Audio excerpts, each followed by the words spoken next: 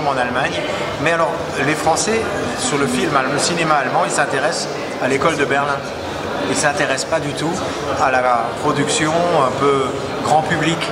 Et là, alors parfois, naturellement, à l'époque, quand je m'occupais du festival de cinéma allemand en Alsace, j'avais visionné la VHS que m'avait fournie Arte non sous-titrée de La vie des autres. Je me dis, oh, c'est intéressant. Et un mois après, j'apprends qu'il a été acheté. Si c'était moi qui l'avais acheté, imaginez. Ah oui, vous auriez fait fortune. Mais bon, en tout cas, peut-être avec celui-ci, parce que le thème, c'est un thème qui tourne autour du football. Oui. C'est Michel Hidalgo adore le film. Vous connaissez Michel, il est à Marseille. Bien sûr, il est à Marseille. Depuis, Michel est devenu un de mes amis. Oui. Et donc voilà, c'est un film qui parle de football, qui parle justement de toutes les réminiscences qui ont pu rester de la guerre de 39-45. Voilà. Le film, il a deux ressorts dramatiques. Il a un ressort familial, un peu comme Billy Elliot, l'histoire d'un gamin, mais là c'est pas de la danse, c'est du foot. Et l'histoire de cette équipe de foot qui va gagner la Coupe du Monde en 54. Et en 54, il faut savoir que dans le film est prononcé, et d'ailleurs Michel Hidalgo l'a relevé, c'est la première fois qu'on parle de Mannschaft, Deutsche Mannschaft, donc équipe d'Allemagne. Oui. De 1945 à 1954, on ne parle pas de l'Allemagne. L'Allemagne est divisée en 4 zones occupées, il n'existe pas d'Allemagne. Et d'ailleurs, au début du film, c'est très drôle, vous avez un train qui ramène les prisonniers, le père, donc, qui revient de Russie, qui a été prisonnier pendant 11 ans, il n'a jamais connu son enfant, et sur le train, il y a marqué encore DR, Deutsche Reichsbahn. Le film n'est pas un film sur le football. Michel Hidalgo m'a toujours dit que c'était pas un film sur le football. Et donc je suis obligé de l'excuser, il est très souffrant aujourd'hui. Et donc c'est à la fois un film sur l'histoire de l'Allemagne, sur une année que personne quasiment ne connaît, l'année 1954, et donc 9 ans après la guerre.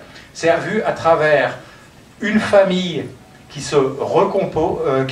s'était décomposée et qui va se recomposer, en même temps que l'équipe de football d'Allemagne, qui va gagner miraculeusement à Berne, se compose. Donc c'est toujours un parallèle entre la famille, que vous allez voir à l'œuvre, et l'équipe de football qui va arriver jusqu'au succès inespéré. C'est pour ça qu'on parle de miracle. En Hongrie, d'ailleurs, ils appellent cet épisode le cauchemar de Berne. C'est ce qui a démarré la fortune d'Adidas. Au revoir, messieurs, dames. Au revoir.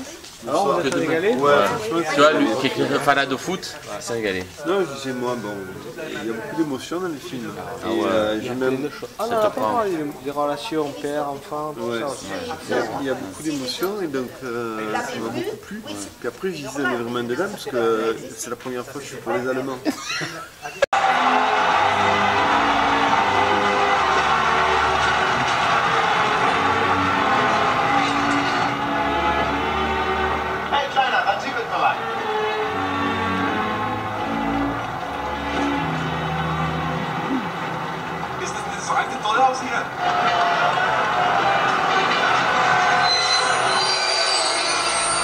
Et Michel Hidalgo a trouvé que le foot était extrêmement bien filmé, même si vous n'êtes pas fou. Il y a beaucoup de dames dans qui ne sont pas fanatiques. Il y a des dames qui aiment le football. Nul n'est parfait. Hein. Et donc voilà. Le stade de Berne n'existe plus. Hein. Wansdorf Stadium n'existe plus aujourd'hui. Bon, il y a une petite incohérence dans le film. On ne peut pas aller à Berne par le périple de cette voiture. C'est totalement faux. Hein. Si vous avez fait le trajet depuis l'Allemagne vers la Suisse, on ne passe pas du tout par là. Donc, les corons sont très bien filmés, ils n'existent plus aujourd'hui. Il a filmé ça, je ne sais pas où, mais pas en Allemagne. Et donc toutes ces connotations sont extrêmement intéressantes dans le film et nous montrent un peu ce que pouvait être cette année 54. J'ai parlé avec mon père, il avait 20 ans en 1954 et j'ai demandé à mon père, j'ai dit, tu as vu le match? Et il n'a pas dit oui ou non, il a dit Ran. Et normalement, maintenant il a 83 ans et il oublie beaucoup, mais il connaît tous les noms tous les noms de l'équipe, des joueurs, et il a dit, il savait tous quelles minutes, tout. Et il avait 20 ans, il n'avait pas une voiture, et il n'avait pas une moto, et il voudrait regarder et voir le match. Mais à l'époque, il avait seulement 3 télés. Tous les Allemands étaient très fiers. Après, c'était énorme pour l'Allemagne. Les joueurs étaient héros. Et il m'a dit, ils ont reçu, les joueurs, une montre. Non, ils ont reçu un poste de télévision et un scooter. Un scooter, la prime de match c'était un scooter et une télévision. Et une montre. Et une montre. Oui. Ah, j'ai entendu une télévision, un poste de télévision. Ok, ouais. oui. Et aujourd'hui, oh là là. Si vous donnez ça à Ribéry, ça ne va pas marcher. Mais il n'était pas professionnel à l'époque. Non, il n'était pas professionnel. Il n'était pas professionnel. Le football donc allemand était amateur. Donc le football hongrois était du faux amateurisme puisque c'était payé par l'État. D'ailleurs, si vous vous souvenez, ceux qui se rappellent du football, les clubs de l'Est s'appelaient, il y avait beaucoup de clubs qui s'appelaient Dynamo, que ce soit en Allemagne ou en Russie, Dynamo Kiev, Dynamo Dresden, ou qui s'appelaient Lokomotiv. Ça voulait dire que les joueurs étaient payés par les transports, le ministère des Transports, et les Dynamos, ça vous savez peut-être pas. Qui c'est qui payait les joueurs des clubs qu'ils appelaient Dynamo? Non? Non, pas du tout. Pas du tout. C'était le ministère de l'Intérieur. En Allemagne de l'Est, c'était la Stasi. Ah bon? Et en Russie, c'était le ministère de l'Intérieur.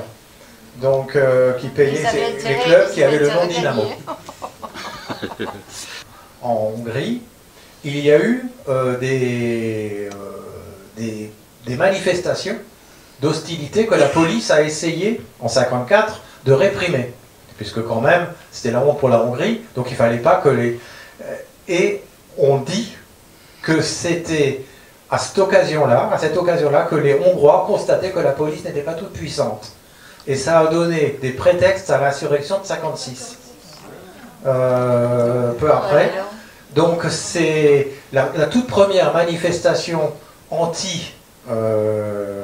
anti-régime, si on peut dire, en Hongrie a eu lieu en 1954. Et ce qui n'était pas le cas dans les autres pays. Alors, il faut aussi savoir que l'Allemagne de l'Est en 1954 n'était pas encore constituée comme vous avez pu la connaître à partir des années 70. Le régime n'était encore... Vous avez vu que le fils y va, et il écrit d'ailleurs à son père, venez me voir. Ce match a fait en sorte que la Bundesrepublik est devenue réellement quelque chose de crédible. C'est assez hallucinant. Et ce que Sönke Wortmann essaye de montrer dans ce film, et ce qui a fait qu'il y a eu 3 millions de spectateurs par un bouche à oreille phénoménal en Allemagne, c'est il en fait de ce film une sorte de mythe.